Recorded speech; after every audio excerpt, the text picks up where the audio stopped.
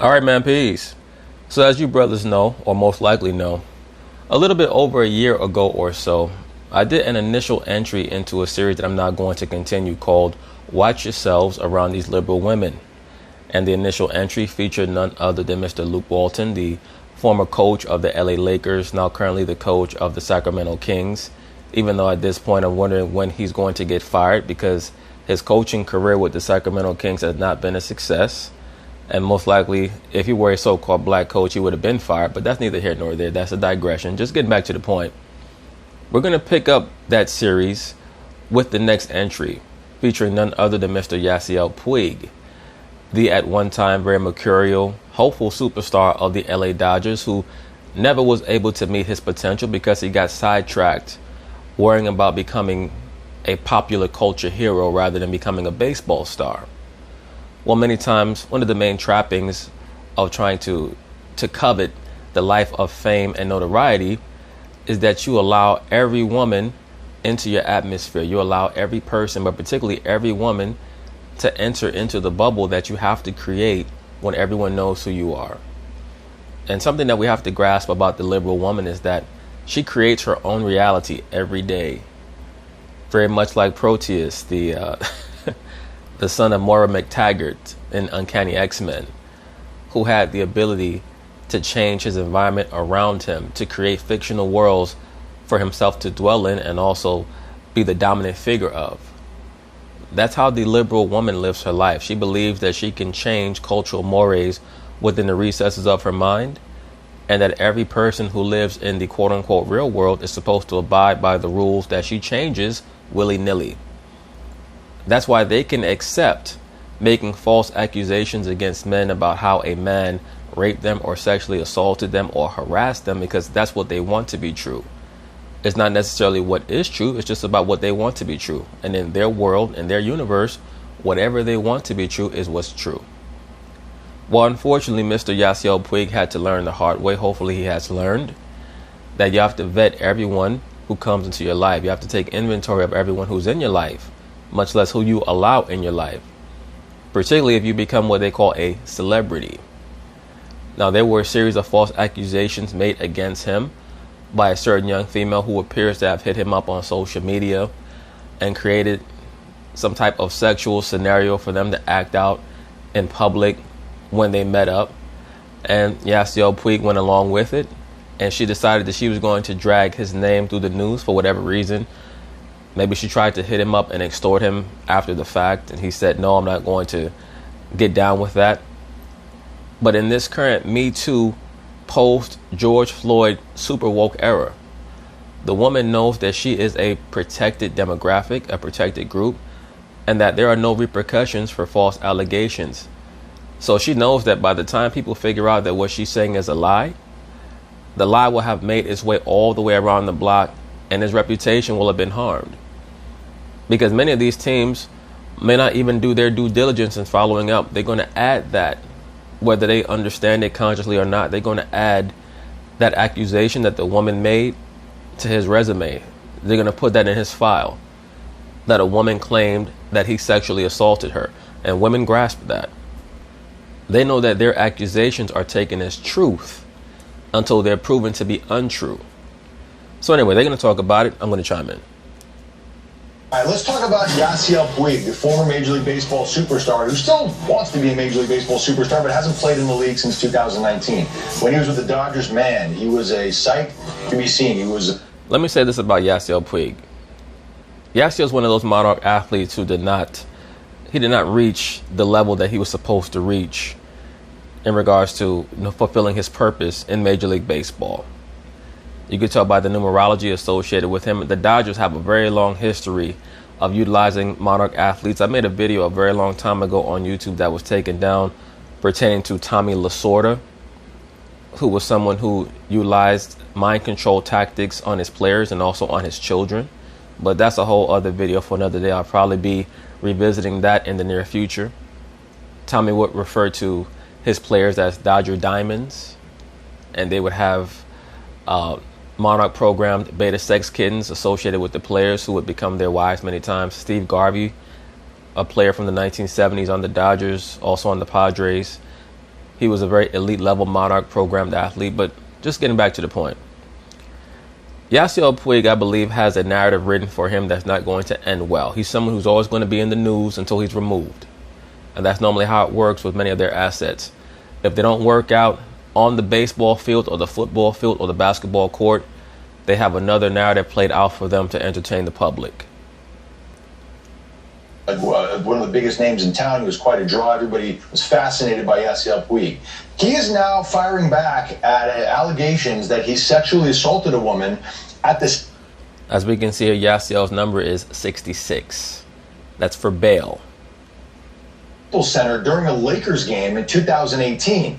The woman who used the suit. Bail, aka Molek. And also, as we can see, he's wearing the quote-unquote Jesus piece for Tammuz, also known as Baal.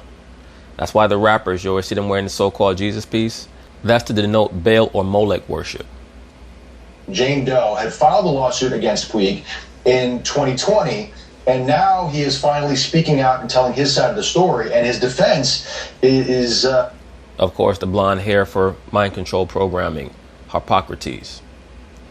It's unusual. I'm not going to lie to you. It's an unusual defense. Basically, Puig says he was propositioned by a woman who happened to be at the Staples Center at a Lakers game to meet up in a bathroom in the Chairman's Club, which is like a VIP area at Staples Center. And then he went into the bathroom with her and they had a sexual encounter.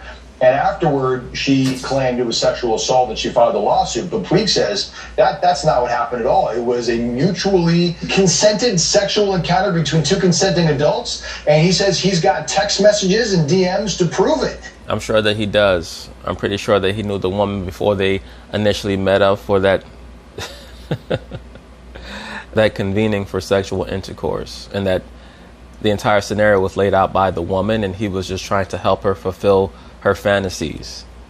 One of Muhammad Ali's wives, I believe it was Belinda, she said that Ali would do that a lot for his female fans. They would have these fantasies that they wanted to play out with him, and he would play along. And many times Belinda would be the one who would book the hotel room for some of Ali's sexual escapades because it made her feel like she was in control of the situation. It's very similar to today, where you have these highly weirdo couples who want to bring a third person into the arrangement because it makes them feel like, normally the woman, it makes them feel like they're in control over the situation. It never works out in the long run because at the end of the day, a woman is not going to want to see her partner engage with another woman.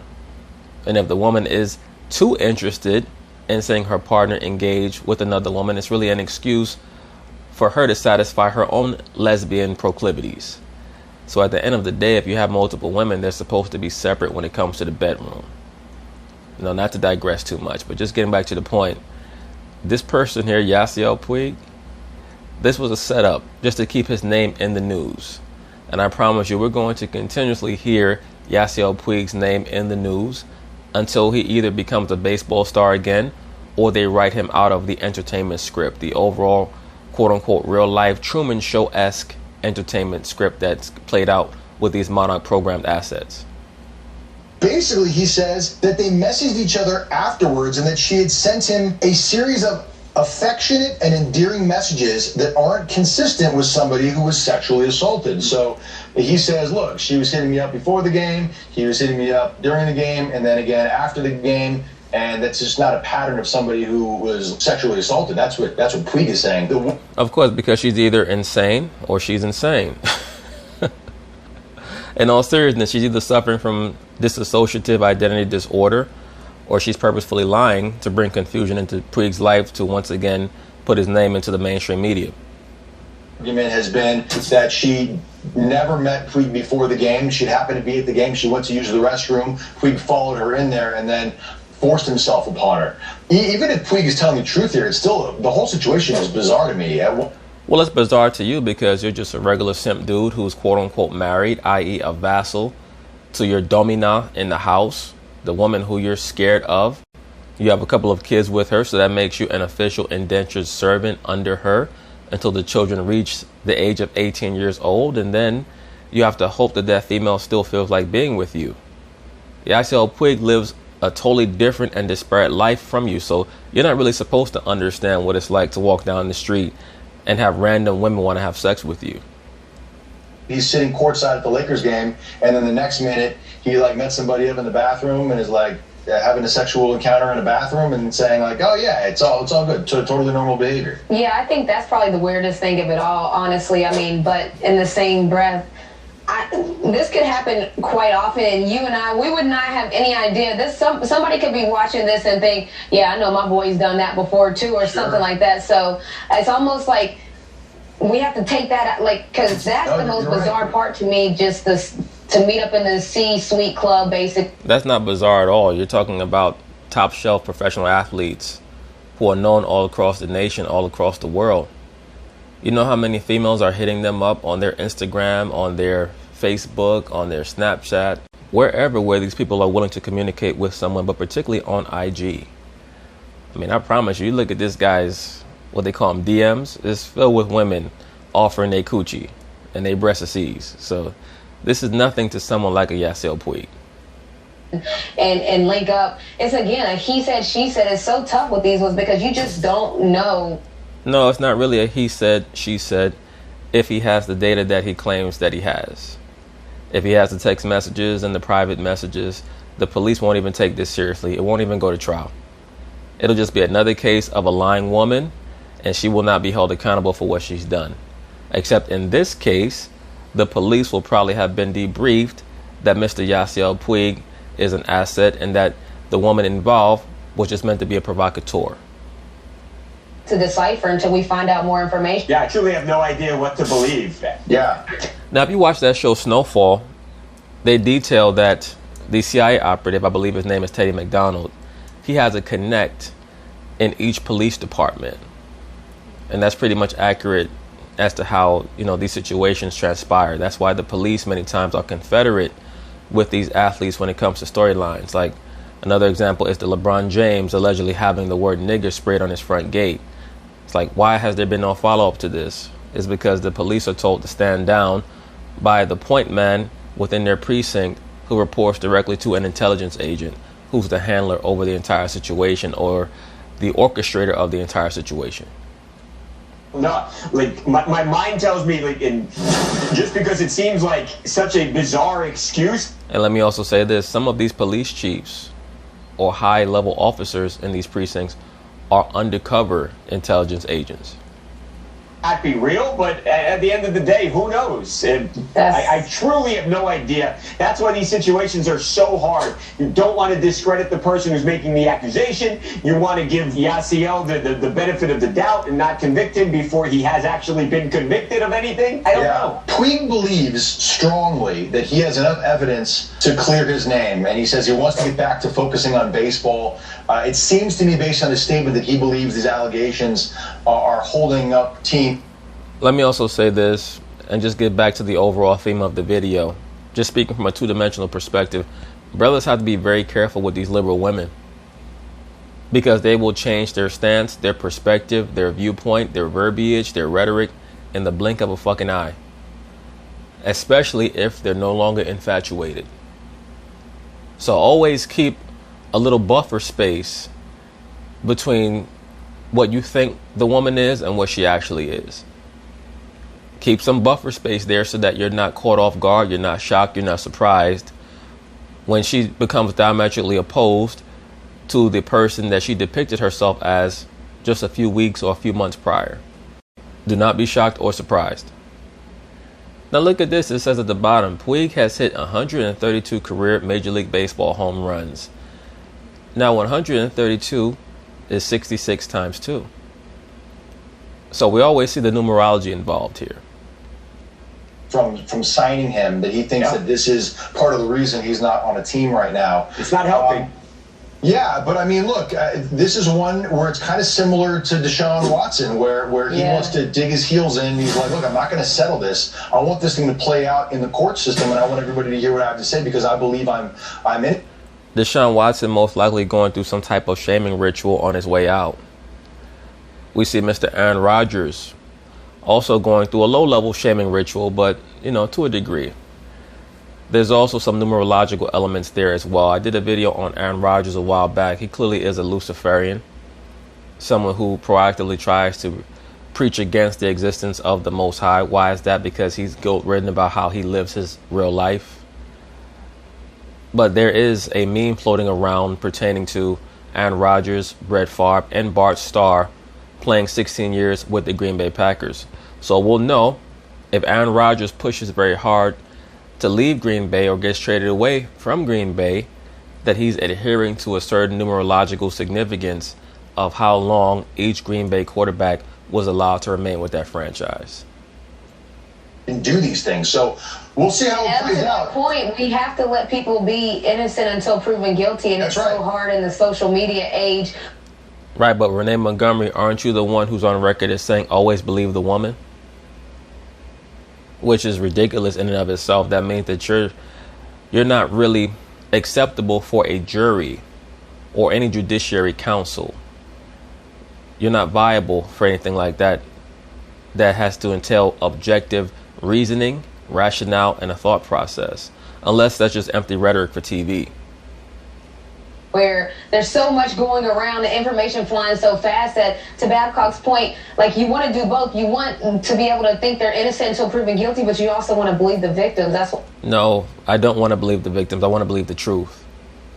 Why would you want to believe the victim for? That makes no sense whatsoever. What you're really saying is that I hope that you're not a piece of shit liar. That's not your job as an evaluator. Your job is to listen to both accounts, appraise the empirical data, cross-reference, cross-check, and then make a decision that's going to bring forth the truth. It's not to believe the victim. All of these situations are just difficult. That's why all of these situations are just difficult. It's tough. It's a very difficult thing to do to prove. No, not really. It's not that difficult at all. You have surveillance cameras. You have the direct messages. You have the text messages. It won't be that difficult to discern, especially if she's claimed that she knew nothing about this man until they met in the arena or at the stadium or wherever it was that they met. If he has messages to corroborate his version of the events, pretty much her story gets thrown out the window. Somebody committed a sex crime 3 years ago without any, really hard physical evidence or witnesses. It really does become a he said, she said, and then you have to look at the evidence that's presented and try to figure this thing out. It's tough. But anyway, that's basically it on that, brothers. Once again, watch yourselves around these quote-unquote liberal women. Many of them have an axe to grind, going back to their childhood. They're resentful at their fathers for not being there. They're resentful at their mothers for not making their relationship with their fathers not work. They're resentful at their brothers because they themselves were born a female and not a boy. That penis envy starts from childhood many times because they're raised in these matriarchal environments where they see the mother taking out a lot of anxiety on the boy because the boy reminds her of the father who no longer is in a relationship with them.